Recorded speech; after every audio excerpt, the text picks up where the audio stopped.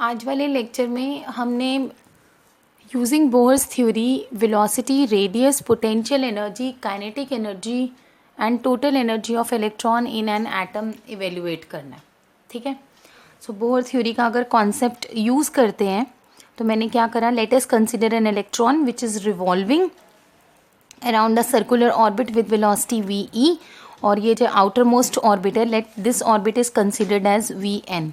So v is equals to vn, that is the velocity of electron in nth orbit. तो nth orbit की velocity को vn भी लिख सकते हो और vb. Similarly, rn be the radius of the electron in this orbit and it is equals to r. mb the mass of the electron, and using Bohr's quantization theory of the angular momentum, mvr is equals to nh upon 2 pi. This is my first equation. Inside the atom, as electron revolves in circular orbit, so the centripetal force is provided by the electric force. So we have mv square by r equals to k q1 q2 upon r square. K is 1 upon 4 pi epsilon naught. q1 is जो charge nucleus के अंदर है, z into e. Electron outer most shell के electron, इन दोनों के बीच में क्या force, k q1 q2 by r का स्क्वायर. आर स्क्वायर में एक आर कैंसिल हो गया. Atomic number of Z atom is Z, और अगर हाइड्रोजन का केस है तो Z equals to 1. So will get m v r equals to N H upon 2 pi. ये वाले एक्सप्रेशन में से एम वी की वैल्यू निकालो, क्या आएगी, N H upon 2 pi R. And mind it one thing कि एनथ ऑर्बिट की वेलोसिटी वी है, एनथ ऑर्बिट का रेडियस जो है वो आर है. Now M V is equals to N H upon 2 pi R, और जो ऊपर आपने इक्वेशन लिखी थी M we square by R, जो centripetal force is equals to K Q one Q two upon R square, ये वाली इक्वेशन और ये वाली जो angular momentum is equals to integral multiple of h upon 2 pi, ये जो रिलेशन आया, तो थर्ड और फोर्थ इक्वेशन को डिवाइड कर दो. On dividing equation number 4 by 3 you will get m we square, ये रहा m we square divided by m v equals to Z e square upon 4 pi epsilon naught r divided by ये quantity. इसको उल्टा करेंगे तो 2 pi r upon बेटे n h आ जाएगा. ठीक है, एंड आफ्टर दिस रिलेशन इसको थोड़ा सा कटिंग करो, दोनों तरफ वैल्यूज़ की कटिंग कर दी. क्या क्या कट हो रहा है, एम से एम कट गया, एक वी से वी कट गया, वी लेफ्ट विद वी, इस आर से आर कट गया. ठीक है, पाई को नहीं अभी कैंसिल कर रहे. Z e square 2 pi upon 4 pi epsilon not an into H. Steps का मैंने कहा था ध्यान रखना. फर्स्ट स्टेप आपने क्या लगाया था, centripetal force is equals to the electrostatic force एक, और angular momentum is integral multiple of n H upon 2 pi, h upon 2 pi. इन दो इक्वेशंस की हेल्प ले रहे हैं और आपने इन्हें डिवाइड करके v निकाल लिया.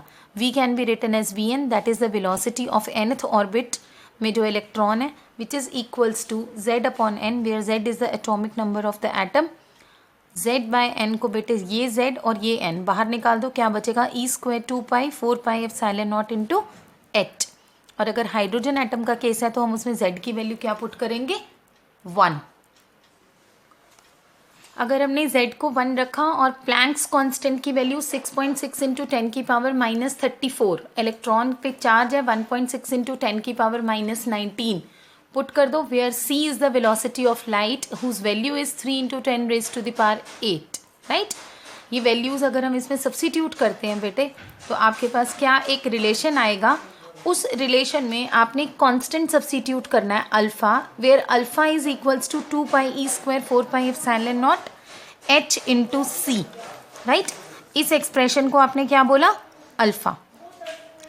ये जो अल्फ़ा है इसमें मैं H E pi 1 upon 4 pi epsilon not सबकी वैल्यू पुट करूँ तो अल्फ़ा की वैल्यू आ जाती है 1 अपॉन 137. सो उस पूरे कांस्टेंट की जगह मैंने अल्फ़ा रखा और अल्फ़ा की वैल्यू आती है 1 अपॉन 137. क्लियर. सो अब आपके पास अगर मैंने z वैल्यू 1 रखी तो velocity in nth orbit comes out to be z upon n c into alpha. ये रिलेशन आ जाएगा c into alpha, where alpha is 1 upon 137, यानी इसकी जो वैल्यू है वो 1 से कम है. यूनिटी से भी इसकी वैल्यू जो है वो लेस है. राइट, सेकंड क्या था, आपने एक तो वेलोसिटी निकाली nth ऑर्बिट की, और इस वेलोसिटी में ध्यान रखो कि ये n के इन्वर्सली प्रोपोर्शनल है. जितना ज़्यादा n प्रिंसिपल क्वांटम नंबर या शेल लेवल जो है वो बढ़ता जाएगा, वेलोसिटी गोज ऑन डिक्रीजिंग. ठीक है. Now the second is the radius of nth orbit. Radius of nth orbit के लिए जो आपने फर्स्ट इक्वेशन बनाई थी, फर्स्ट इक्वेशन आपकी क्या थी, mvr is equals to nh upon 2 अब हम उसे अपनी स्टैंडर्ड फर्स्ट इक्वेशन बना रहे हैं. Angular momentum is equals to integral multiple of h upon 2 उस इक्वेशन की स्क्वेयरिंग कर दी.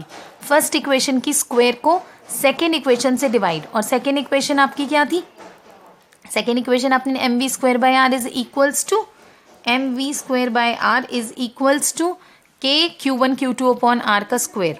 ठीक है. वो एक r और ये r कट गया और इस r को ही ऊपर लिखा हुआ है बेटे. जब दोनों को डिवाइड करोगे तो जो कटता है उसे काट दो and we left with m into r equals to, ये एक रिलेशन आ जाएगा जिसमें आपने कुछ कॉन्स्टेंट्स को अलग करना है और उन्हें अलग करके a नॉट पुट कर देंगे. n स्क्वायर और z को अलग कर दो, m को भी इधर ले आओ. ये पूरा कांस्टेंट जो आपके पास आया 4 pi epsilon naught h square numerator में, 2 पाई का होल स्क्वायर e स्क्वायर, और ये m जो इधर आया वो हमने नीचे लिख लिया. ये पूरी चीज़ बन गई a नॉट. अब ये a नॉट कांस्टेंट है और rn that is the radius of the electron in nth orbit. nth orbit में रेडियस कैसे निकलेगा, एक बार ये एक्सप्रेशन फिर से चेक करो. फर्स्ट इक्वेशन का square divided by second. First equation is a relation of angular momentum which is integral multiple of h upon 4 and second equation क्या थी, centripetal force is equals to electrostatic force of attraction k q1 q2 upon r square. First equation के square को divide करना है second equation से, और जब आप इसे डिवाइड करोगे जो इसमें कैंसिल होती हैं टर्म्स, इसमें कैंसिल करके m इंटू आर बेटे ये आ गया. इस एक्सप्रेशन में r को let it be for nth orbit radius r n equal to m को भी इधर ले आओ, जिसमें से मैंने n स्क्वायर और z को अलग कर लिया. रेस्ट ऑफ द क्वांटिटीज जो ब्रैकेट में दी हुई हैं उसे हमने a नॉट लेट करा. So R N is equal to n square by z into a naught and radius is directly proportional to square of n. ये चीज़ें याद रखनी है, n और z का रिलेशन है ये. पिछली बारी आपने जो वेलोसिटी के लिए फॉर्मूला निकाला वहाँ पे v is proportional to z and inversely to n and r is directly proportional to n square and inversely to z. ठीक है. और अगर इस a नॉट की वैल्यू में pi epsilon naught h pi e और m इन सब कॉन्स्टेंट्स की वैल्यू पुट करें तो a naught comes out to be 0.529 या 53 एंगस्ट्रम. सो ये वैल्यू आ जाती है a नॉट की. क्लियर. और इस a नॉट की वैल्यू को हमने यहाँ पे निकाल के पुट भी करा है. और for hydrogen atom R N is equal to N square upon Z था, जेड की जगह 1 पुट कर लिया. So R N is equal to N square a naught. So r1 that is the radius of the first orbit अगर निकालना है तो n1 और a नॉट की वैल्यू होगी 0.53 angstrom. It is called as, ये जो हमने निकाला है this is called as Bohr's radius, that is the radius of the first orbit of the hydrogen atom. Now the third part is to calculate the potential energy of electron in nth orbit. First हमने निकाली velocity, second आपने निकाला radius and third is the potential energy of electron in nth orbit, right? उसके लिए we all know कि potential energy scalar quantity है और उसका formula k q1 q2 by r. Substitute कर लिया k q1 q2 by r. सो बेटे इस रिलेशन में इलेक्ट्रॉन पे चार्ज माइनस ही है, सो मैंने यहाँ पे माइनस लिखा है, माइनस एडी square upon 4 pi epsilon naught into r. R जो फर्स्ट इक्वेशन में आपने निकाला है वो पूरे आर की वैल्यू इसके यहाँ डिनोमिनेटर में पुट कर दो. सो पोटेंशियल एनर्जी का एक्सप्रेशन ये आ जाएगा, where this U N is set to be potential energy of electron in nth orbit and represented by letter U और U N. So U N is equal to वही Z और N अलग करो, नीचे N का square है और ऊपर जेड का स्क्वायर है. स्क्वायर है कि सिर्फ z है, एक बार ही रीचेक करो. यहाँ पे क्या था, ऊपर था k q1 q2 में अकेला z है, यहाँ पे भी अकेला z है, इधर कहीं पे कोई z का तो आ नहीं रहा. ठीक है. सो पोटेंशियल एनर्जी के एक्सप्रेशन में चेक करो कहीं पे कोई गलती तो नहीं हो रही. ये n स्क्वायर बाई z, ये z और एक ऊपर से और z था, यहाँ स्क्वायर है, ये मिसप्रिंट है, इसे करेक्ट करो.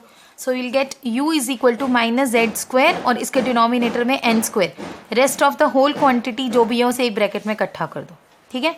सो आपके पास ये भी पता चल गया कि potential energy is directly proportional to Z square and inversely to the n square, right. So यहाँ पे आ गई हमारी पोटेंशियल एनर्जी. और एक चीज़ और नोट हेडिंग में दे रहे हैं, कि this Bohr's theory is applicable only in case of one electron species. Mono electronic species के लिए ये एप्लीकेबल है. जैसे we can apply Bohr's theory for hydrogen atom, unipositive helium, di positive lithium and tri positive beryllium. इनके atomic numbers हैं, but इन पर अगर ये चार्ज होएगा तो इसमें भी एक इलेक्ट्रॉन है, इसमें भी एक, इसमें भी एक और इसमें भी एक. सो मोनो इलेक्ट्रॉनिक स्पीसीज के लिए you can apply this. Right now जो आपने पोटेंशियल एनर्जी का एक्सप्रेशन निकाला है उसको वहीं छोड़ दो and then we go for the kinetic energy of electron in nth orbit. अब मुझे अगर काइनेटिक एनर्जी कैलकुलेट करनी है तो वी ऑल नो कि kinetic energy is equals to 1/2 mv का स्क्वायर होता है. राइट और ये v वही है nth ऑर्बिट की velocity which is vn equals to v. So जो आपने v की वैल्यू निकाली है बेटे वो वैल्यू यहाँ पे पुट कर दो. काइनेटिक एनर्जी इज़ 1/2 m, जो v आपने निकाला है वो यहाँ पे पुट करा और उसका स्क्वायर. जब हम इसका स्क्वायर करेंगे तो एक z स्क्वायर और n स्क्वायर को बाहर रख के बाकी सब कुछ एक साथ एक ही ब्रैकेट में इन कर देंगे. जब आप ये वैल्यूज़ पुट करोगे तो काइनेटिक एनर्जी का एक्सप्रेशन क्या बनेगा, z square n square, rest of the quantity को एक ब्रैकेट में डाल दिया. Now compare this expression with the expression of the potential energy. एक ये 2 छोड़ के 2 छोड़ दो, बाकी सारी चीज़ जो है वो पोटेंशियल एनर्जी के इक्वल है. So kinetic energy comes out to be -1/2 of potential energy. Very very important. आपको काइनेटिक एनर्जी क्वेश्चन में गिवन होती है और पोटेंशियल निकालनी है. पोटेंशियल गिवन होती है, काइनेटिक निकालनी है, वो सीधे इसी एक्सप्रेशन से निकल जाती है, पूरी कैलकुलेशन नहीं करनी पड़ती. Now the fifth part is that is the total energy. Total energy of in nth orbit, that is the sum of both kinetic plus potential, दोनों को प्लस करेंगे. अब मेरे पास में काइनेटिक की जगह -1/2 पोटेंशियल लिख सकती हूँ, है ना. -1/2 potential energy plus potential energy. So you will gate half of potential energy. यानी जो पोटेंशियल एनर्जी का एक्सप्रेशन आया है उसमें हाफ ऐड कर दो. पोटेंशियल एनर्जी का half is equals to the total energy. Follow करके अब इसमें z और n को अलग करेंगे तो z²/n² और इस पूरे में pi epsilon naught m e और h की वैल्यू पुट करें तो इसकी वैल्यू आती है 13.6. और for hydrogen atom when z is 1 we have energy का एक्सप्रेशन आ गया En is equal to -13.6 eV and 1 eV is equals to 1.6 into 10 की power -19 joule. In that way we can easily convert this energy into joules. जिस भी orbit के लिए निकालनी है substitute the corresponding values of n. You can put n 1, 2, 3, 4 so that you can obtain the various levels की energies आपको मिल जाएंगी. On the basis of this energy you can easily obtain hydrogen spectrum. Either we can say hydrogen spectrum and you can draw any spectrum for all the monoelectronic species as Bohr's theory is applicable for the monoelectronic species. और दूसरे के लिए नहीं लगा सकते जिसमें electron ज़्यादा है. ठीक है. सो अब आपने सबसे पहले इस एक्सप्रेशन को एक बारी फिर से रिकॉल करो. करा क्या, स्टेप बाय स्टेप वैसे ही करना जैसे मैं बोल रही हूँ. सबसे पहले रेडियस निकाला. रेडियस में आपने 2 इक्वेशंस बनाई. फर्स्ट इक्वेशन आपने क्या ली, angular momentum is equals to integral multiple of h/2π. उस एक्सप्रेशन को इक्वेशन नंबर 1 बना दो. सेकेंड आपने बताया कि centripetal force is equals to electrostatic force, that is mv²/r is equal to kq1q2/r². This is my second equation. इन दोनों equation को डिवाइड करके हमने पहला एक्सप्रेशन निकाला r का. ठीक है. वेलोसिटी निकालने के लिए फर्स्ट इक्वेशन का square divided by second equation, उन्हें आपने डिवाइड कर दिया and then you will get the expression for velocity का और second for radius. Third is for potential energy जिसमें आपने kq1q2/r और वहाँ पे r की वैल्यू जो आपने फर्स्ट इक्वेशन सेकेंड इक्वेशन में निकाली थी उसे पुट कर दिया. Now the next is the kinetic energy. और काइनेटिक एनर्जी का फॉर्मूला 1/2 mv² और जो आपने फर्स्ट इक्वेशन में वेलोसिटी की वैल्यू निकाली थी वो आपने पुट कर दी. Then you will get kinetic and you got a relation between kinetic energy and potential energy. That is the kinetic energy is equals to time 1/2 potential. और जब आपने टोटल निकालनी थी तो इन दोनों एनर्जीज को सम अप करा. Total energy is equal to kinetic energy plus potential energy. और जब सम अप करा तो ये रिजल्ट आया कि जो हमारी टोटल एनर्जी है वो हाफ ऑफ पोटेंशियल एनर्जी के इक्वल है. सो जो पोटेंशियल एनर्जी का एक्सप्रेशन था उसको 2 से डिवाइड कर दिया और आपके पास एक्सप्रेशन आ गया किसका, टोटल एनर्जी का. अगर मुझे फॉर हाइड्रोजन एटम करना है तो उसमें आप z वैल्यू को 1 रखोगे. और इन पांचों एक्सप्रेशन में आपने ये देखना है कि z और n के साथ आपस में क्या रिलेशन है. ठीक है. फिर जब इसके न्यूमेरिकल्स कराऊंगी फिर शायद क्लियर हो जाएगा कि उसमें कब z लेना है कब n लेना है. रिपीटेडली ये क्वेश्चंस आएंगे एंड डेरिवेशन आपको बताई थी कि इसमें यही है। कल वाली वीडियो में हाइड्रोजन स्पेक्ट्रम एक बारी डिस्कस करके कुछ न्यूमेरिकल्स करेंगे, राइट।